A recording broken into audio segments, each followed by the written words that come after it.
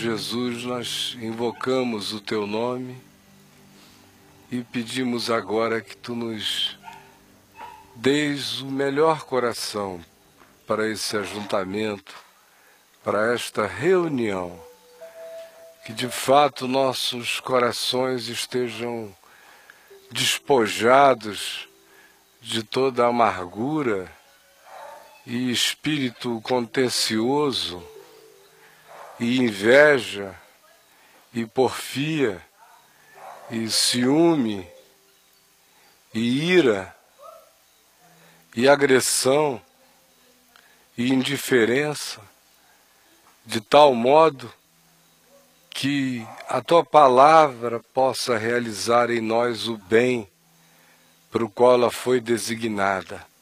Limpa o nosso interior para que a Tua palavra floresça em nós.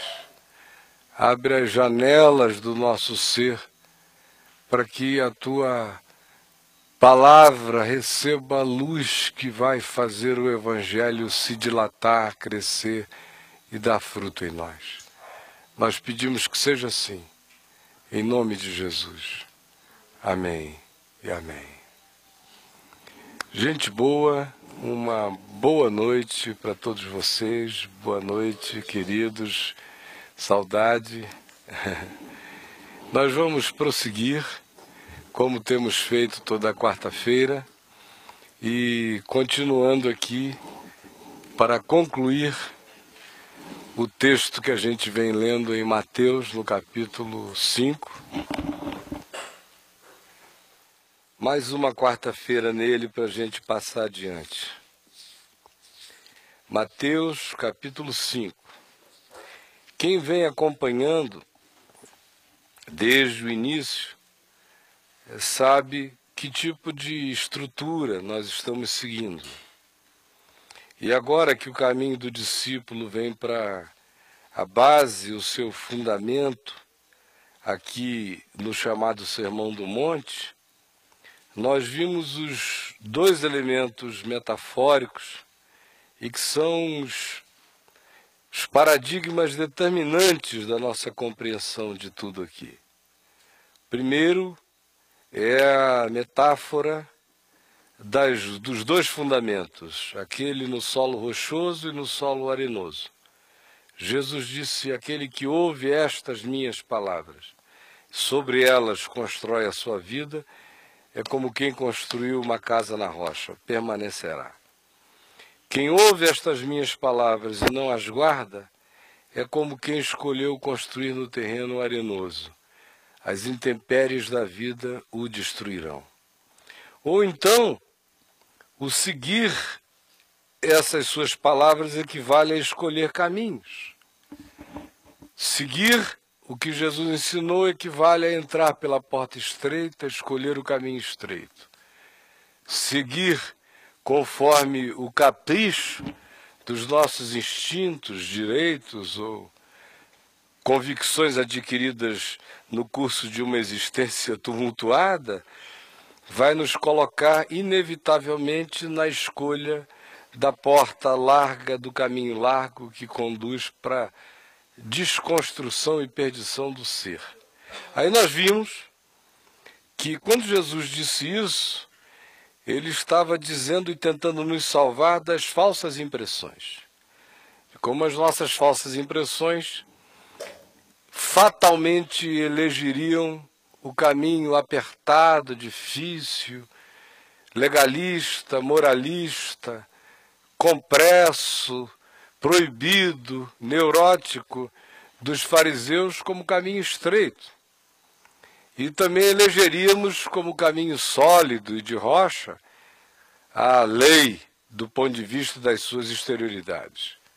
Aí veio Jesus e subverteu esse princípio e nos ensinou que a nossa justiça não pode carregar as ilusões dos fundamentos falsos e fixos da religião, que são aqueles exemplificados por ele nos fariseus, saduceus, religiosos, que achavam que o que caracterizava o caminho eram as obediências externas a mandamentos morais e legais, mas que do lado de dentro alargavam imensamente o coração para toda sorte de lixo subjetivo que se acumulava na medida em que do lado de fora eles negavam, mas do lado de dentro eles afirmavam.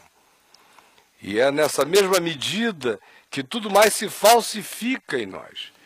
Por isso, Jesus disse, se a vossa justiça não ultrapassar, não excederem muito a dos escribas e fariseus, de modo algum vocês vão ter discernido o significado do Evangelho, do reino e do que eu estou ensinando. Vocês estão chamados a transcenderem a exterioridade, só que é uma transcendência que torna íntima a viagem.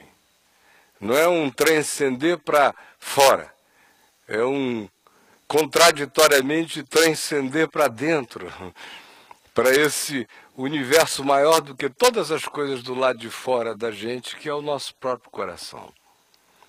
E aí, nesse ambiente que nós temos visto, e iniciamos com o que está descrito aqui do verso 21 em diante do capítulo 5 de Mateus, vendo a demonstração dessa inversão de ordens, quando Jesus disse, vistes ou lestes e ouvistes o que foi dito aos antigos, não matarás.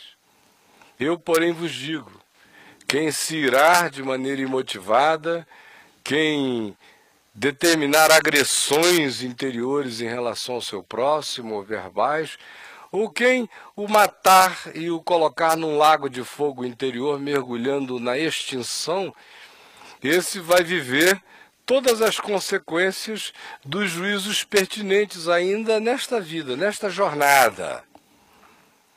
E ele prosseguiu, mostrando que é tão séria a realidade de que é no interior que as coisas se determinam, que a justiça do reino se estabelece ou não em nós, e não nas exterioridades, que ele disse que isto vinha acima e além de toda e qualquer outra prioridade do ponto de vista espiritual, conforme a gente viu na quarta-feira passada.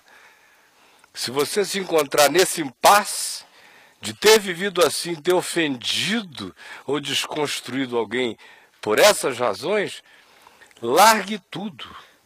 O mundo acabou, não há mais culto a oferecer, não há mais adoração a trazer, não há mais ofertas a entregar. O mundo acabou para você do ponto de vista espiritual, a menos que você determine no seu coração ir buscar aquele a quem você tem ofendido enquanto vocês estão a caminho, porque Deus o considera seu adversário espiritual, ainda que ele ande humilhado. A própria existência acabrunhada, quebrada, coisificada, ou desconstruída, ou descriada dele por você, aos olhos de Deus é um clamor que demanda justiça aos céus contra a sua perversidade, de modo que, ainda que ele seja pequenino e oprimido, aos olhos do mundo invisível você tem um adversário que, por sua própria maldade sobre ele, tornou-se, sem ser diabo, uma espécie de Satanás com direito de acusação, ainda que ele não acuse. O que você faz contra ele acusa você diante dos céus. Ele virou seu adversário. Larga tudo e vai primeiro. Porque, do contrário, é inevitável que se experimente as consequências. Num inferno que já está existencializado hoje, aqui, agora e em nós. A ira vai gerar o julgamento, a agressão vai ficar mais forte, vai virar tribunal, e a nihilificação, a desconstrução, a nulificação do próximo, na mesma medida em que a gente constrói para ele a inexistência, ela se instala em nós como vazio abismal. O juízo e as sentenças estão estabelecidas, mas pode ficar pior. Se você não resolve a questão, não entra num acordo, não busca a reconciliação, não confessa o seu homicídio mental, emocional, psicológico, comportamental, nas atitudes, nas energias vazadas, nos pensamentos que elucubraram maldades e paranoias contra o outro, e antipatias e iras e desprezos, e vontade que o outro nem existisse. Se você não vier e não puser isso tudo para fora e disser, olhe, você me perdoe enquanto vocês estão a caminho, se você não fizer a viagem que, em reconhecendo, dá passos concretos para estabelecer na história, com a mesma boca que ofendeu, com o mesmo espírito que matou de ira, e com a mesma determinação mental com a qual você extinguiu o outro, transformar essa energia toda numa energia convertida, que vai e afirma não a ira, mas a graça de quem quebrantado diz me perdoe. Afirma não a agressão, mas a bondade de Deus que se transformou em humildade, que diz, eu quero que você me perdoe por eu ter sido o torturador psicológico da sua existência há tanto tempo. Ou pela mesma graça que pode gerar em nós a comoção que nos faça perceber que quanto mais nós fizermos os outros inexistir, mais nós inexistiremos, e quanto mais fizermos os outros ser, mais nós seremos, se essa consciência bater em nós, e enquanto há tempo, enquanto se está a caminho, se procura o indivíduo e se estabelece os termos de reconciliação com ele. Se isto acontecer, nós somos salvos do calabouço psicológico e depois espiritual, com os prolongamentos que só Deus conhece. Mas se nós não nos arrependermos, inevitavelmente a gente acaba num buraco escuro de doença, de hipocondria, de paranoia, de amarguras e ódios que crescem e viram doenças de pele, cânceres que se somatizam, que quebram a estrutura e o eixo psicológico do indivíduo, que roubam dele qualquer olhar positivo ou construtivo, porque ele está tão impregnado dos deveres do ódio e da antipatia, que não tem simpatia que lhe reste na alma para com a vida. E ele vai se destruindo, se desconstruindo, se acabando, fornecendo o material espiritual e psicológico para a construção do seu cárcere, do seu calabouço, e fazendo do seu juiz alguém que o julgue com os critérios com o qual ele julga o outro.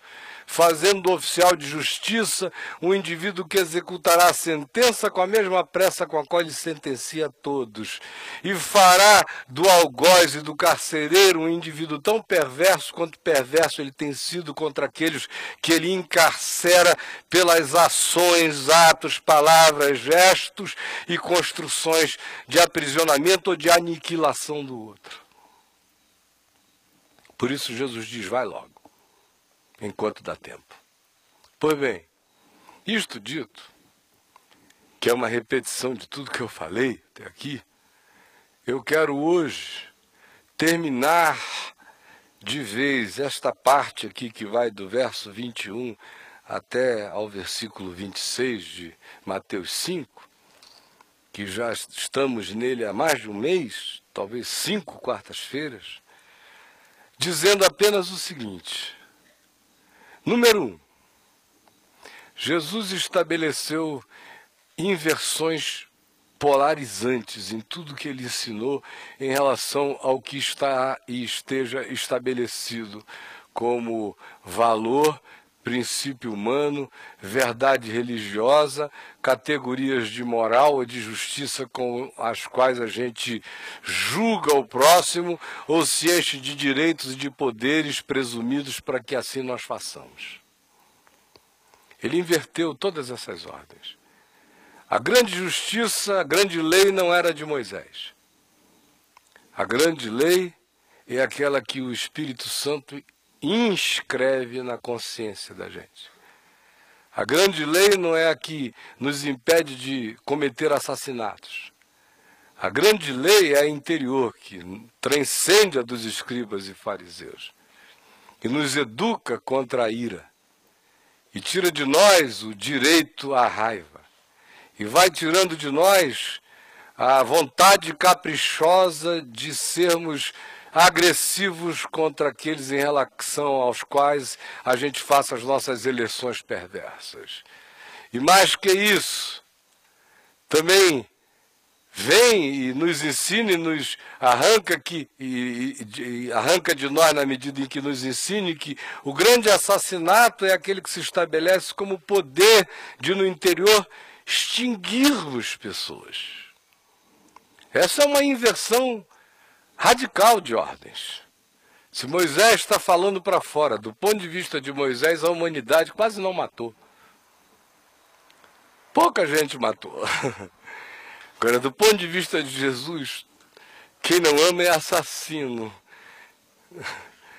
Quem odeia seu irmão não tem a vida eterna permanente em si mesmo. Essa é a diferença tão polar entre Moisés e Jesus, entre o Monte Sinai e o Evangelho, entre o ministério da morte e o ministério da vida, conforme diz Paulo em 1 Coríntios 3.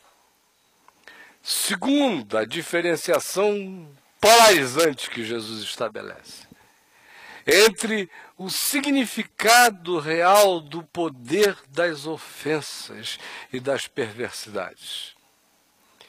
Porque, do ponto de vista humano, nada é mais grave do que um ser humano matar um outro. E a gente, no dia seguinte, está no enterro do assassinado. E a gente ouve os pais, familiares, a esposa, quererem justiça, não é isso que eles dizem que querem sempre? Uma justiça que até hoje eu não consegui entender. Queremos justiça.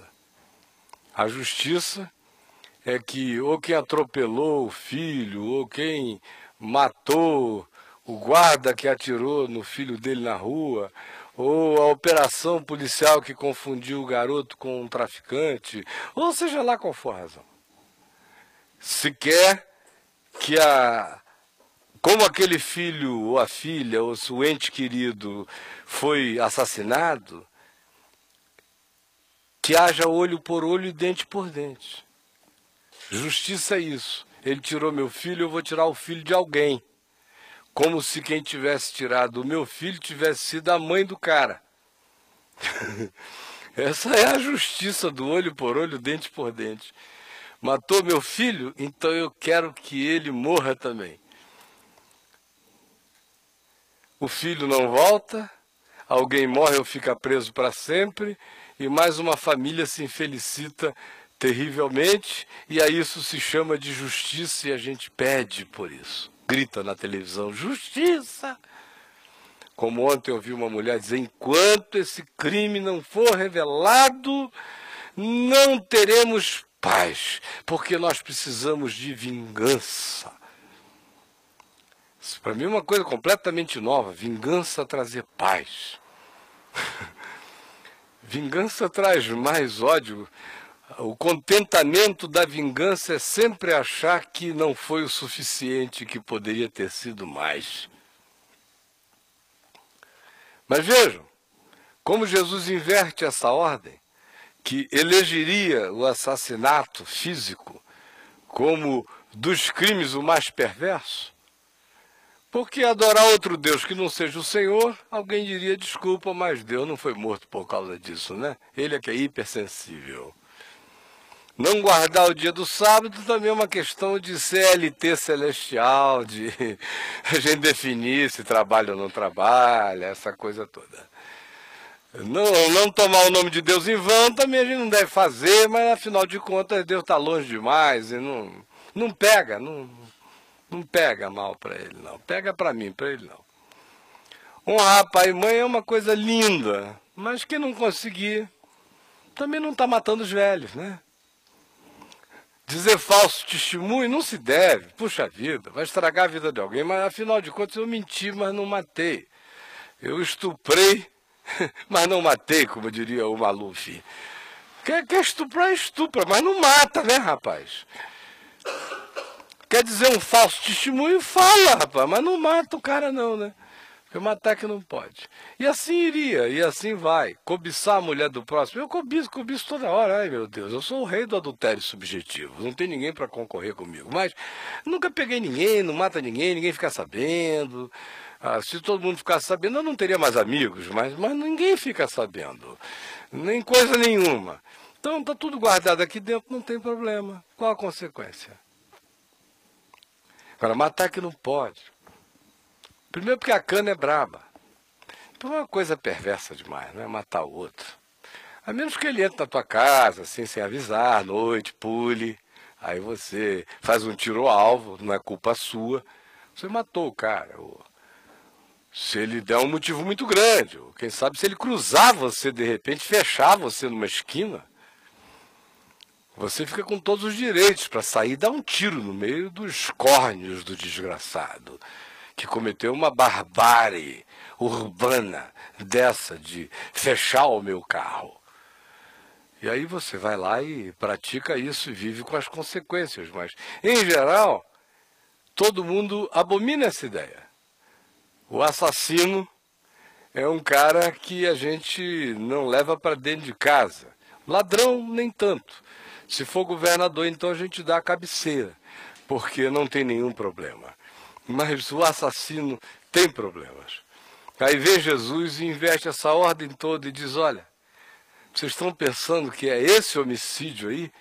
Se a gente fosse levar esse homicídio físico, histórico, em consideração, a humanidade estaria absolvida. Pouca gente tirou a vida de um outro fisicamente da história. Mas por que será que o mundo é movido pelo motor do ódio? Por que será que não há casa onde pai não tenha ressentimento da mãe e vice-versa, aonde abismos generacionais não criem silêncios e hostilidades, aonde maus tratos não produzam um monstrinho que ama odientamente aqueles que o gerou por não ter alternativa? Por que se tão pouca gente mata, existe tanto espírito de ódio, de morte? Existe tanto desencontro, existe tanta vontade perversa em relação aos outros. E a resposta de Jesus é porque o espírito homicida habita a todos os seres humanos. E a prova disso é que mesmo quem não mate faz essas viagens para dentro do coração.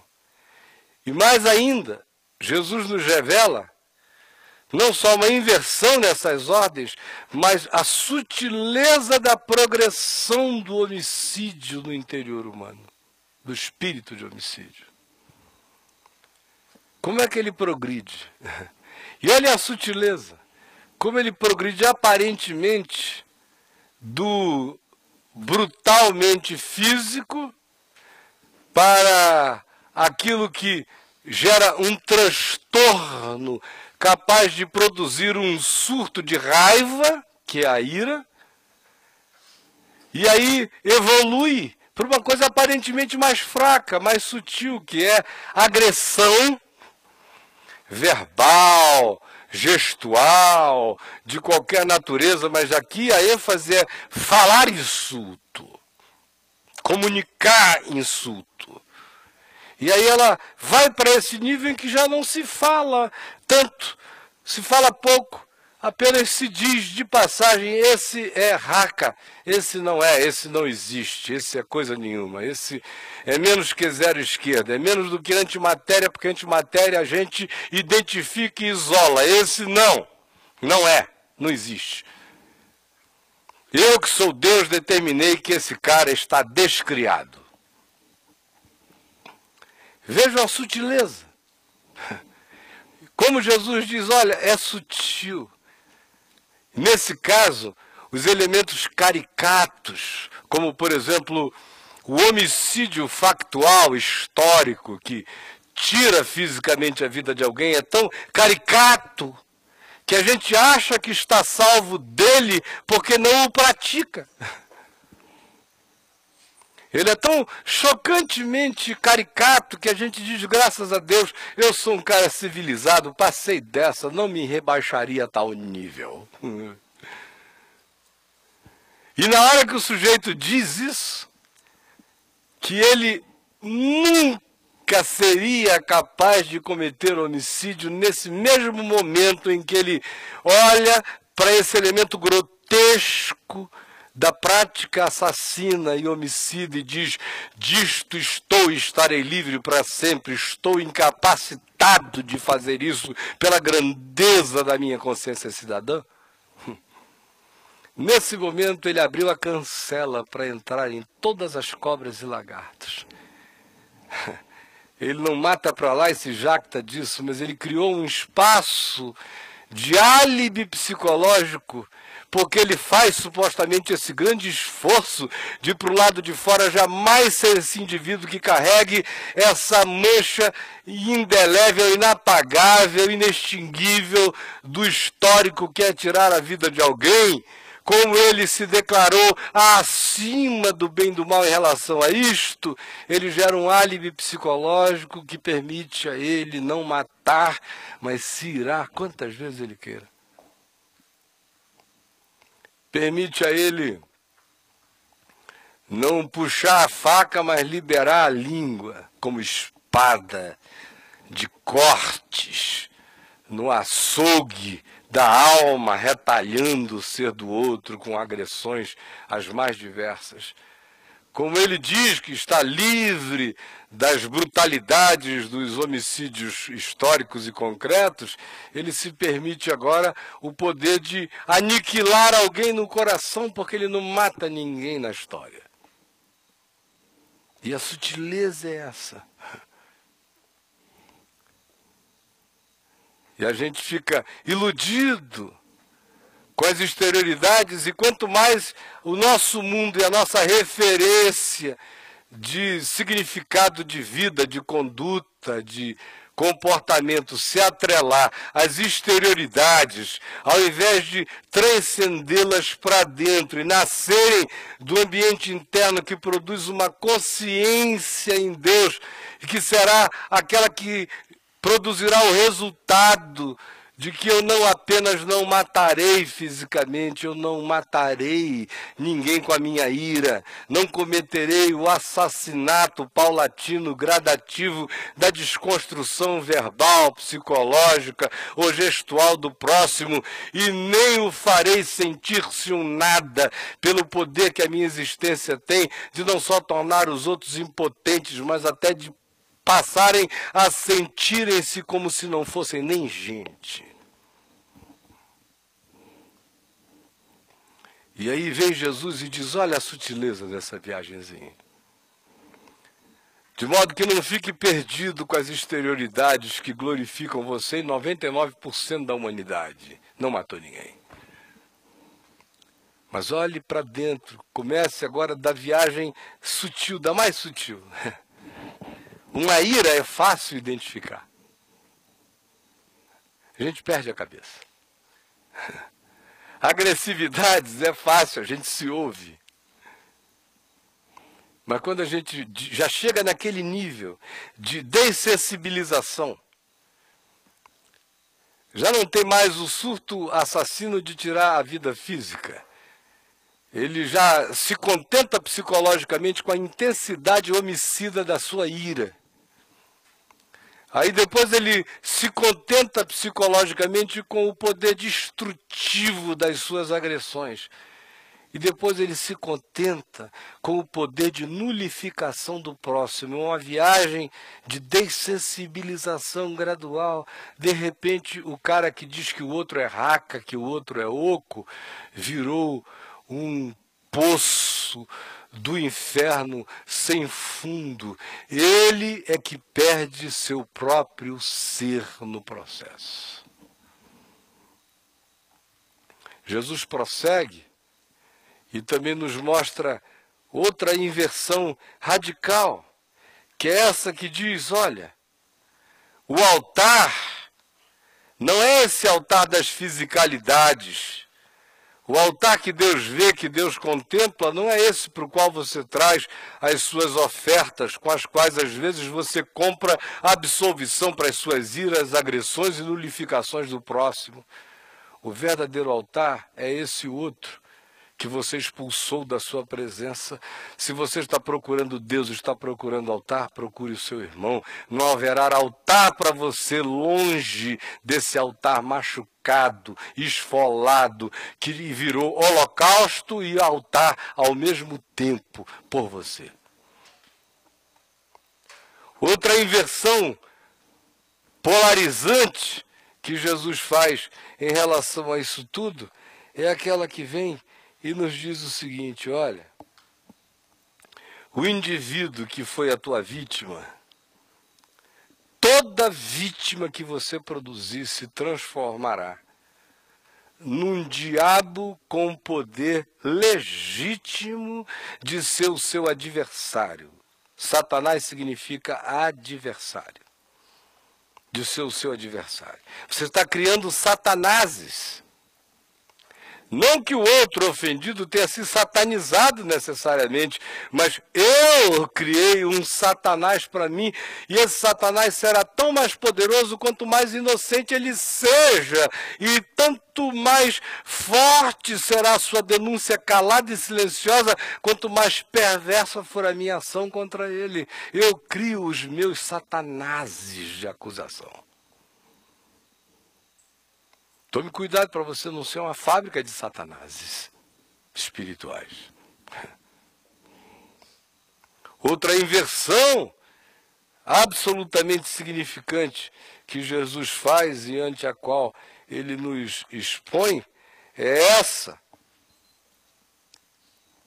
que nos diz o seguinte: você teve todo o tempo desta vida para não fazer o que fez.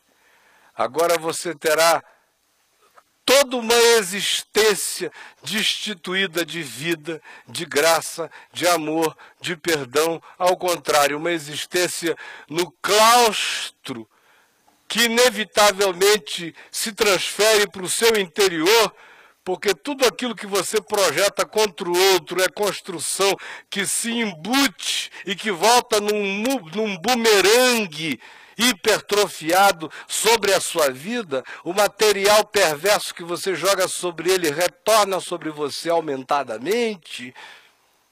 Então, tanto mais quanto você vitime alguém, tanto mais você será vítima da sua própria perversidade.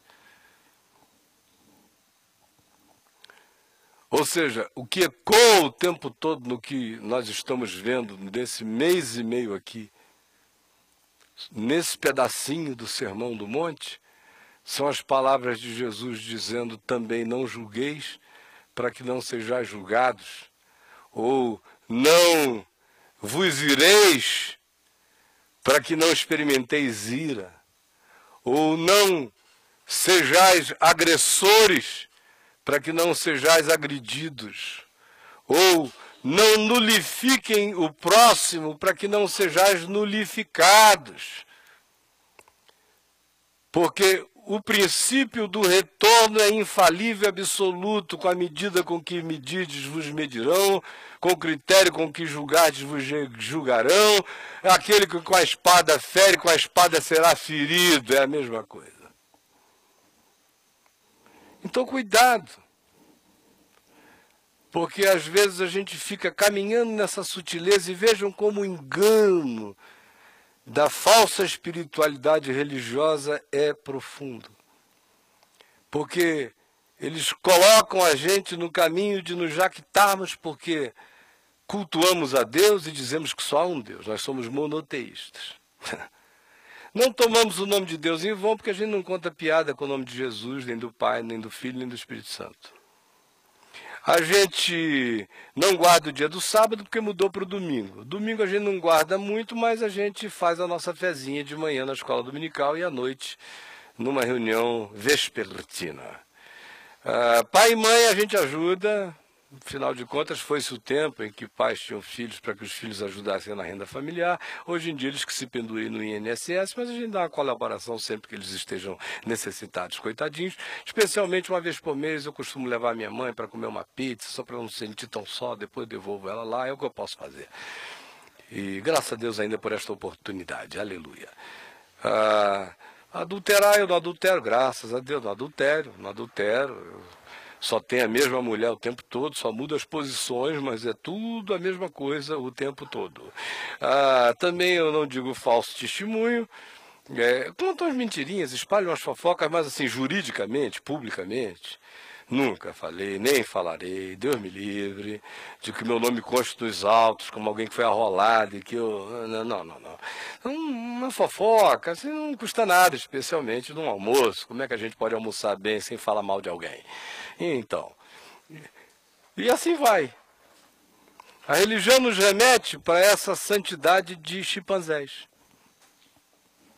de zoológico, de exterioridades. Qualquer computador fica santo, melhor do que nós, se a programação estabelecer essa categoria. Mas nenhum computador é capaz de desenvolver misericórdia, com todas as categorias de juízo estabelecidas na matemática, na lógica das justiças, do programa justo dele, contra isso tudo fazer a misericórdia triunfar sobre o juízo, por razões que a razão desconhece e que os programas das lógicas também desconhecem. Que é fruto de algo maior. E que só se instala na gente quando a gente perde a presunção da justiça dos escribas e fariseus. Só se instala na gente quando a gente perde a presunção de pensar que caminho estreito é caminho legalista, ou de que chão de rocha é o chão dessas observâncias exteriores que a gente oferece como cidadão, acerca das quais a gente pode pedir atestado de antecedentes. Não.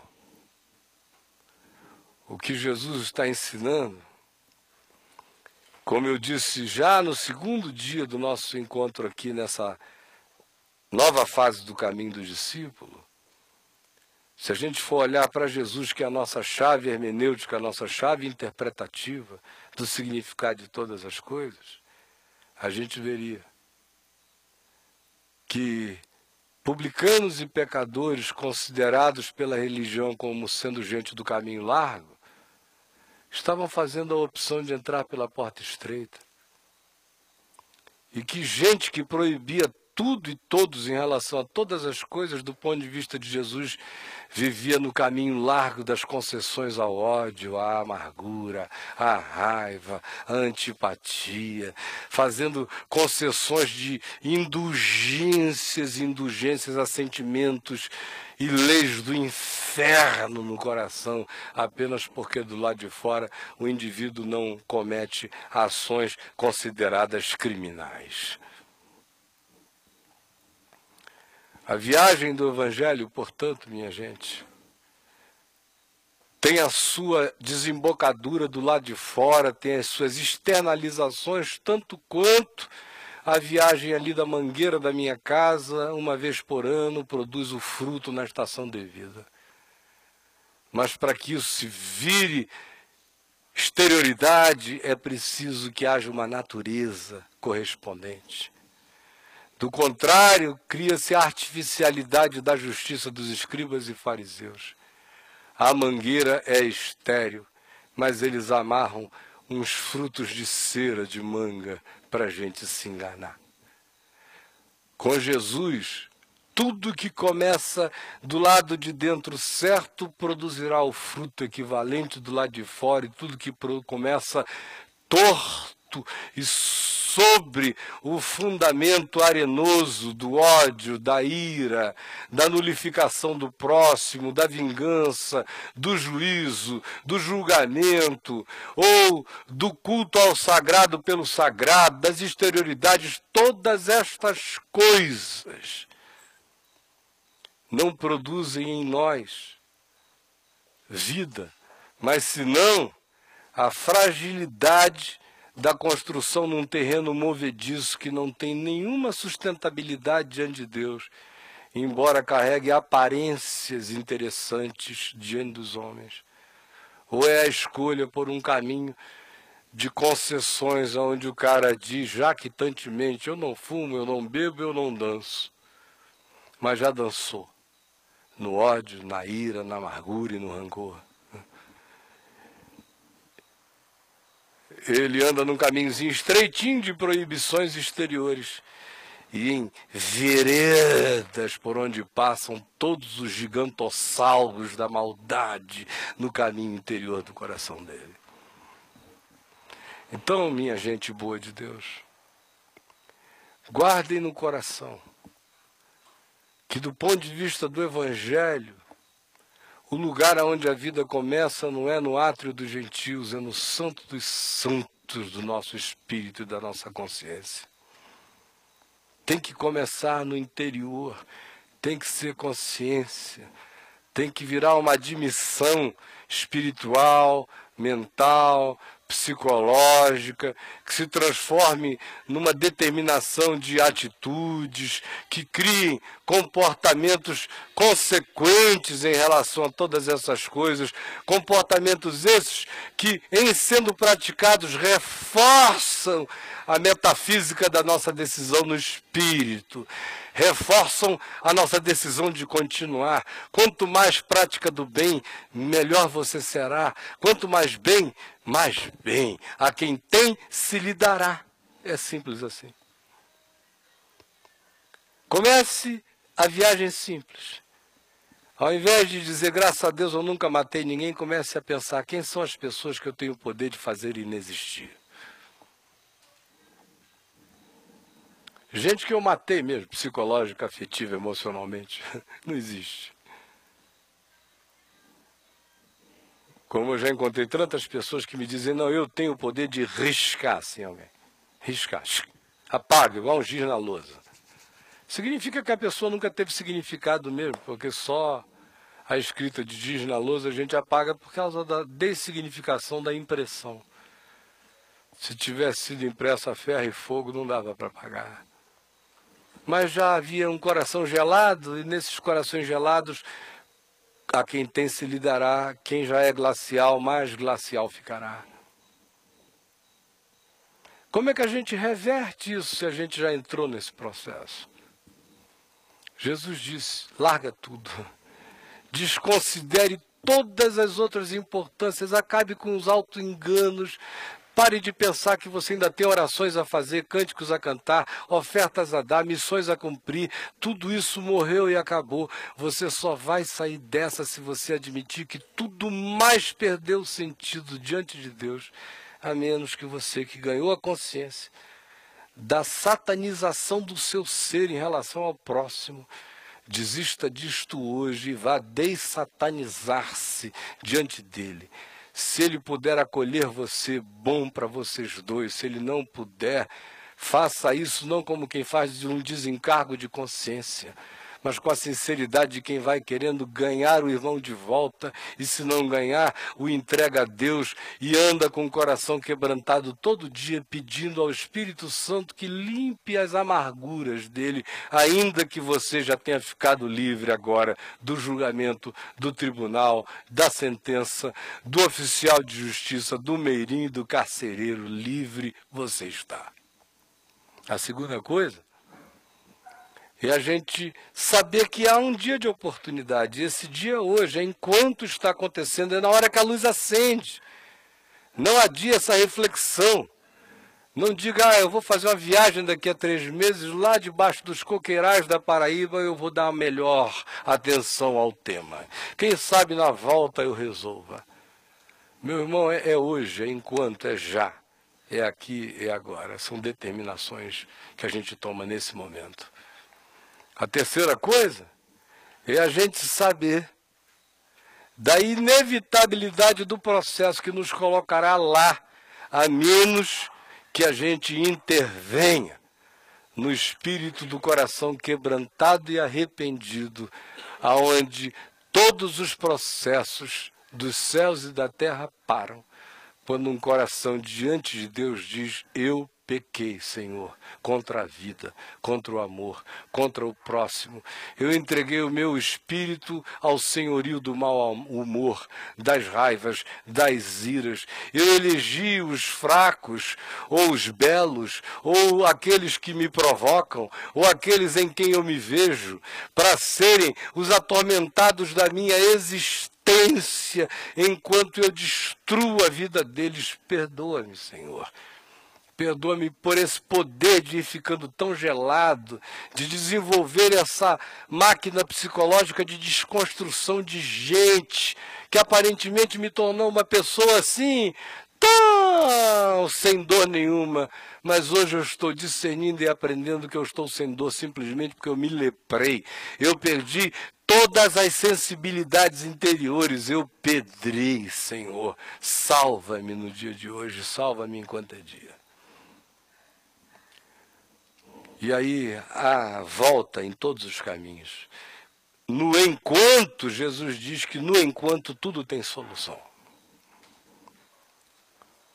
No enquanto do dia chamado hoje. Enquanto a gente não espera esse enquanto que tem vida própria, que determina não sairás de lá enquanto não pagares o último centavo. Enquanto não fizeres remissão consciente dos teus atos, vais sofrer sob o carcereiro da tua própria maldade, transformada em culpa, em juízo, em paranoia, em hipocondria, em somatização de enfermidades, em desconstrução emocional e afetiva, em irradiação de uma energia homicida que vai destruindo até aqueles a quem você não queria fazer o mal que você intenta aos outros, mas que acabam se tornando vítimas da irradiação indiscriminada que agora brota de você.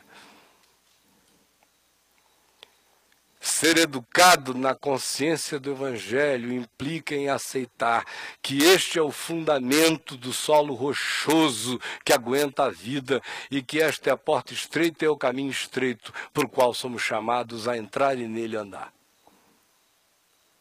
Quem quer ser discípulo tem que saber que é assim e que para fora disso podem existir vias. Todas elas conforme diz o livro de Provérbios. Há caminhos que ao homem parece direito, mas que ao cabo, ao final, dão em caminho de morte. E apenas concluindo, eu diria que nesta hora, nada é mais diabólico do que o caminho que aos nossos olhos parece direito. Que a gente diz acerca deles, das decisões que neles nós tomamos. Eu tenho direito a essa ira, eu tenho direito a esse ódio, eu tenho direito a essa vingança, eu tenho direito, me parece direito, foi demais, é direito. Tome cuidado.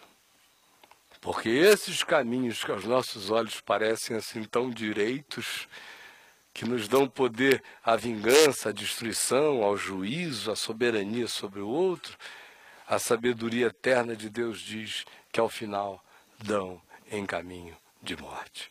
Vamos ficar em pé e vamos orar.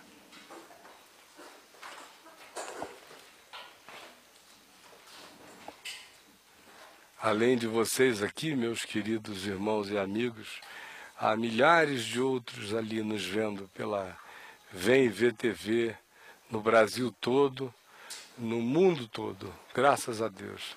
E a você também eu envio o meu carinho e de todos nós aqui com o nosso beijo no Senhor, convidando você que já está aí a fazer parte dessa nossa comunhão aqui e agora. Vamos dar as nossas mãos para orarmos juntos?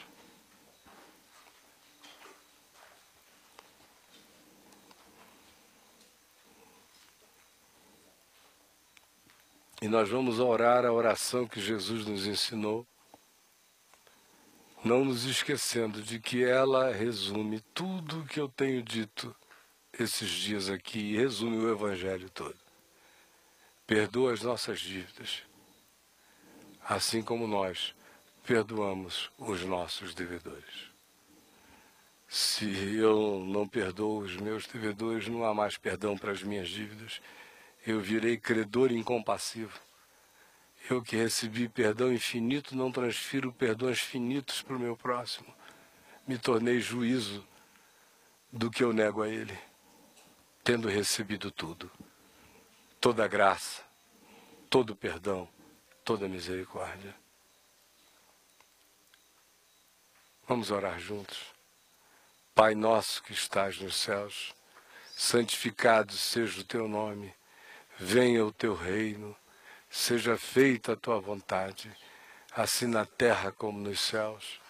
O pão nosso de cada dia nos dá hoje, perdoa as nossas dívidas, assim como nós perdoamos aos nossos devedores.